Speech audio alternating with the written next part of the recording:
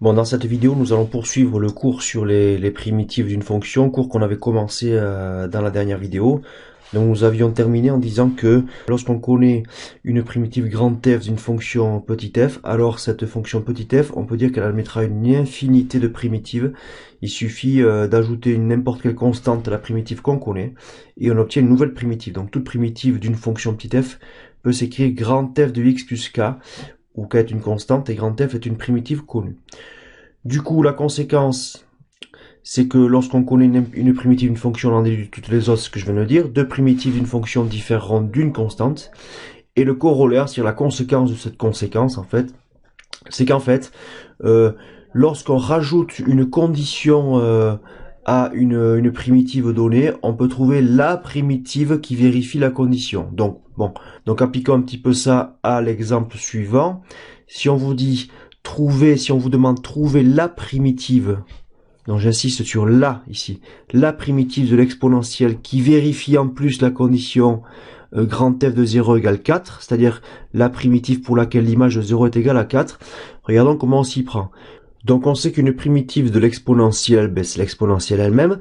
Donc finalement, la primitive grand f que je cherche est forcément une primitive qui va s'écrire grand f de x égale une primitive que je connais. La primitive que je connais, moi, c'est l'exponentielle, plus une certaine constante. Or, on a grand f de 0 qui est égal à 4. Ça veut dire que l'image de 0 est égale à 4. Ça veut dire que dans la primitive que je cherche, l'image de 0 vaut 4.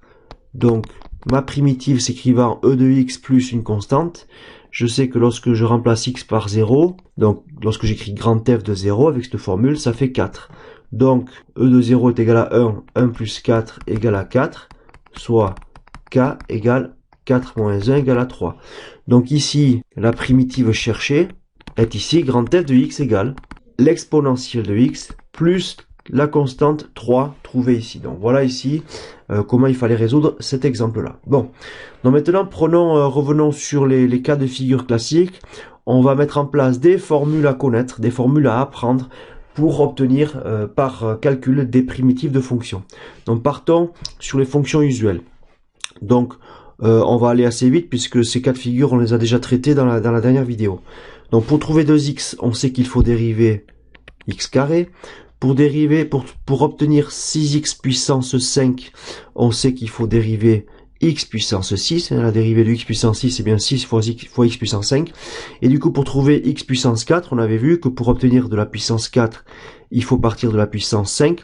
Sauf que x puissance 5, en dérivant, on va faire apparaître 5 fois x puissance 4. Donc on va avant anticiper l'arrivée du coefficient 5 en mettant un coefficient 1/5. Donc d'une manière générale, lorsqu'on devra obtenir une primitive de x puissance n, il faudra partir de la puissance n plus 1, la puissance supérieure, sauf qu'il faudra anticiper en insérant un coefficient de type 1 sur quoi? Si je mets puissance 5, c'est 1/5, si je mets puissance 8, c'est 1/8, donc si je mets puissance n plus 1, c'est 1 sur n plus 1. Donc voilà une primitive de x puissance n de manière générale. Si on a une constante pour obtenir a, en fait il faut partir de ax. Donc une primitive de a sera ax. Donc voilà, formule générale à connaître pour les polynômes. Donc si je dois obtenir une primitive d'un polynôme quelconque, en fait l'idée c'est de trouver une primitive de chaque monôme. Qu'est-ce qu'on appelle un monôme? Un monôme, c'est chaque élément constitutif du polynôme. Donc ici, si je veux déterminer une primitive de 3x puissance 7 moins 2x puissance 4 plus 3x, on va donc déterminer une primitive de x puissance 7 dont le coefficient 3 est maintenu. Donc je vais dériver 3 fois quelque chose, une primitive de x puissance 7 d'après la formule précédente, c'est donc 1/8 de x puissance 8, moins 2 fois une primitive de x puissance 4 qui va donc être d'après la formule 1/5 de x puissance 5, plus 3 fois une primitive de x qui va donc être 1/2 de x au carré, puisque x c'est x puissance 1. Ce qui donne 3/8 de x puissance 8, moins 2/5 de x puissance 5, plus 3/2 de x au carré. On continue pour trouver 1 sur 2 racines carrées de x d'après nos formules de dérivation. On se rappelle qu'il fallait dériver simplement la racine carrée de x. Donc la racine carrée de x, la dérivée c'est 1 sur 2 racines carrées de x. Donc pour trouver 1 sur racine carrée de x, Donc on va mettre un coefficient 2 devant ici. Comme ça, lorsqu'on dérive 2 racines carrées de x, ça donne 2 fois 1 sur 2 racines carrées de x, donc 1 sur racine carrée de x. Donc une primitive de 1 sur racine carrée de x sera 2 racines carrées de x. Donc voilà une deuxième formule à retenir. L'exponentielle, on avait vu que pour trouver e de x, il fallait dériver de x. Donc une primitive de e de x sera e de x. On a vu aussi que pour trouver 1 sur x, il fallait dériver ln de x. Donc une primitive de 1 sur x sera ln de x. Et on termine avec les fonctions du type e de u. Donc une primitive de u' e de x fois e de u de x sera e de u de x. On avait vu que lorsqu'on dérive une fonction du type e de u, on obtient u' e de u. Donc une primitive de u' de u sera bien e de u de x. Donc du coup, regardons l'exemple ici.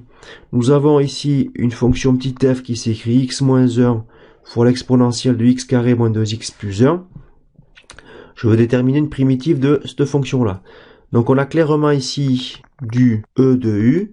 Si je veux déterminer une primitive de e de u d'après l'encadré que j'ai ici, il s'agit, si je veux déterminer ce genre de primitive, il me faut absolument avoir une expression du type u' de x fois e de u de x.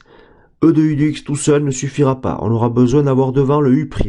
Donc pour déterminer une primitive de ce type, il faudra absolument que ma fonction petit f s'écrive sous la forme u' fois e de u de x. Et une fois qu'on aura cette forme-là, on pourra appliquer la formule qui dit que une primitive c'est e de u de x. Alors regardons un petit peu ici de quoi il s'agit. On a bien ici du e de u avec u de x qui vaut x carré moins 2x plus 1. Donc du coup, u' de x vaut 2x moins 2. Donc moi ce que je veux que f de x s'écrive sous la forme u' fois e de u. Donc écrivons u' fois e de u. Donc on vient de dire que u' c'était 2x moins 2. E de u c'est donc e de x carré moins 2x plus 1. Donc si ma fonction f s'écrivait comme ça, on aurait parfaitement l'expression du type u' e de u et on pourrait donc trouver grâce à l'encadré la primitive. Or, ma fonction f ne s'écrit pas tout à fait comme ça. Donc qu'est-ce qu'on va faire? On va comparer les deux expressions, celle que je veux et celle que j'ai. Alors qu'est-ce qu'il faut faire pour retrouver l'expression qu'on m'avait donnée au départ à partir de celle que je veux? Je constate qu'on a d'un côté x moins 1 et ici on a 2x moins 2. Donc comment retrouver x moins 1 à partir de 2x moins 2? Il suffit de multiplier 2x moins 2 par 1/2 pour récupérer x moins 1. Donc qu'est-ce que j'ai fait? J'ai d'abord écrit l'expression que je veux pour ma formule, il me faut absolument u' de x, e de u de x, et j'ai amené un coefficient multiplicateur correctif pour retrouver l'équilibre avec l'expression que j'avais au départ. Donc du coup maintenant, je suis en mesure de déterminer une primitive de petit f en appliquant la formule. Donc ma fonction petit f s'écrit 1/2 fois quelque chose, donc ma primitive ça va être 1/2 fois quelque chose, et ma fonction petit f c'est 1/2 de u' e de u, et comme une primitive de u' e de u c'est e de u, j'en déduis ici qu'une primitive grand f sera 1/2 fois e de u, c'est-à-dire e de x carré moins 2x plus 1. Donc voilà comment on s'y prendra pour déterminer des primitives de fonctions qui contiennent du e de u.